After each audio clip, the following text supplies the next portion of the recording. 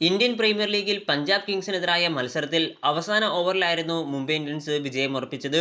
ആദ്യം ബാറ്റ് ചെയ്ത മുംബൈ 7 വിക്കറ്റ് നഷ്ടത്തിൽ 192 റൺസ് എടുത്തപ്പോൾ ശശാങ്ക് സിംഗിന്റെയും അശുതോഷ് ശർമ്മയുടെയും തകർപ്പൻ ബാറ്റിംഗ് കരുത്തിൽ പഞ്ചാബ് വിജയത്തിന്റെ വക്കുവരെ എത്തിയതാണ്. എന്നാൽ അവസാന ഓവറിലെ ആദ്യ പന്തിൽ കഗീസോ റബാദ റണ്ണൌട്ടായതോടെ പഞ്ചാബിന്റെ പ്രതീക്ഷകൾ അവസാനിക്കുകയായിരുന്നു. ഹാർദിക് പാണ്ഡ്യ നായകനായ മുംബൈ ഇന്ത്യൻസിനു വേണ്ടി അവസാന ഓവറിൽ തന്ത്രങ്ങൾ ആവിഷ്കരിച്ചത് മുൻ ക്യാപ്റ്റൻ കൂടിയായ രോഹിത് ശർമ്മയായിരുന്നു. അവസാന ഓവർ എറിയാനെത്തിയ ഇന്ത്യൻ പേസർ ആകാശ് മദ്വാളിന് രോഹിത് നിർദ്ദേശങ്ങൾ നൽകുന്ന വീഡിയോ സമൂഹമാധ്യമങ്ങളിൽ നിലവിൽ വൈറലാണ്.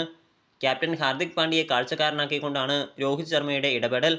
രോഹിത് ആകാശ് മദ്വാളിന് നിർദ്ദേശങ്ങൾ നൽകുമ്പോൾ നോക്കി നിൽക്കുക മാത്രമാണ് ഹാർദിക് പാണ്ഡ്യ ചെയ്യുന്നത്.